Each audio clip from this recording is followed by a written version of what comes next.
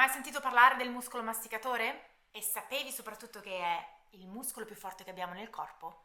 Incredibile! Questo muscolo qua, che va da questo punto a qua, è il muscolo più potente che è nel corpo ed è parte dei muscoli masticatori.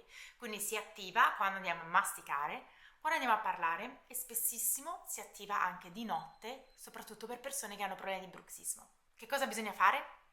È importante andare a rilassare questo muscolo, andando a fare delle tecniche di massaggio e di allungamento, di stretching, mentre andremo poi a rinforzare i muscoli circostanti. Segui il mio profilo per maggiori informazioni.